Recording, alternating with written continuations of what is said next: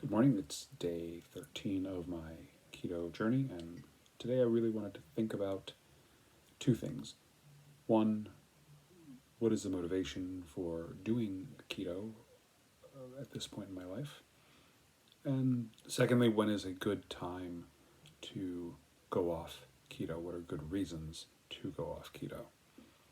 So, at this point, I'm married, 45 years old, I'm not looking to get six pack abs for the vanity's sake alone. I mean, don't get me wrong, I would love to have that, but I think fundamentally, what I've been saying for a while is, hey, six pack abs sounds sexy, but what's really sexy is not needing help to get off the toilet when you're 80.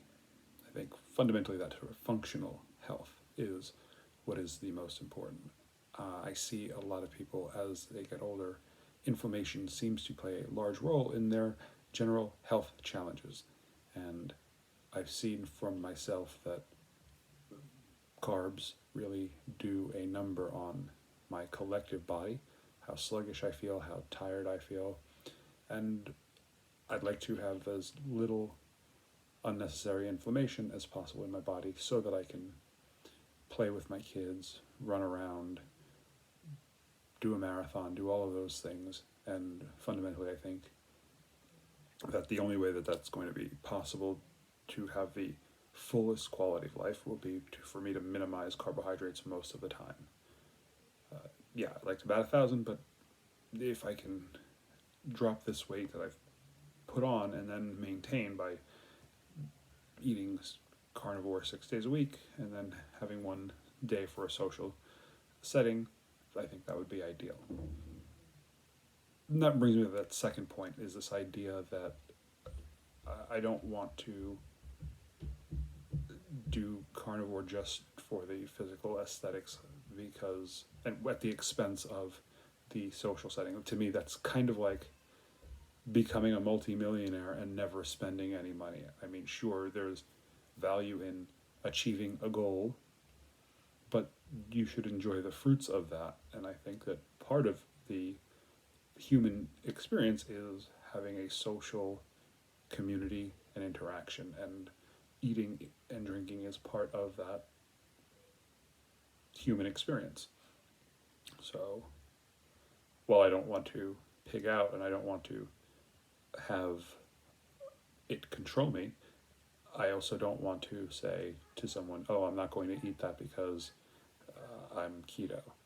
I don't want to be that guest.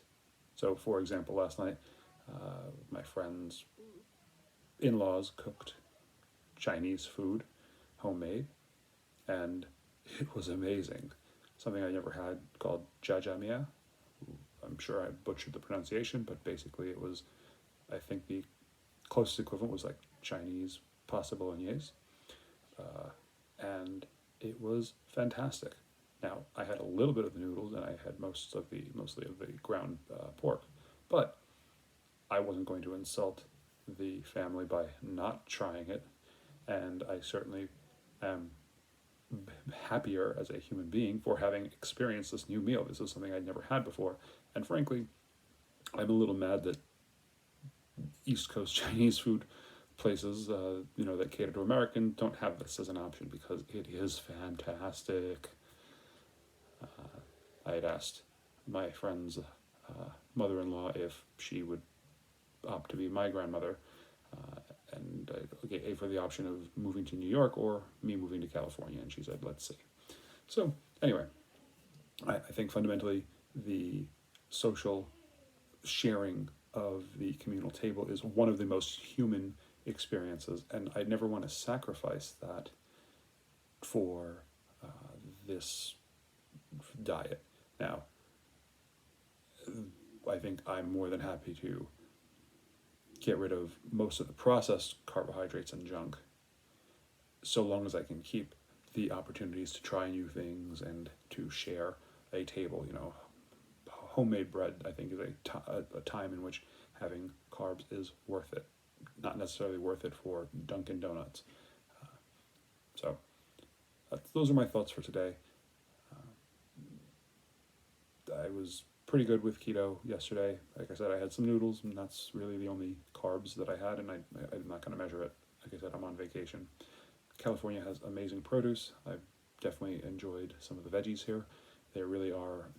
I mean, it's like they're as fresh as possible, shy of literally getting them out of the ground of your own personal farm. All right. So thank you very much for listening. Take care.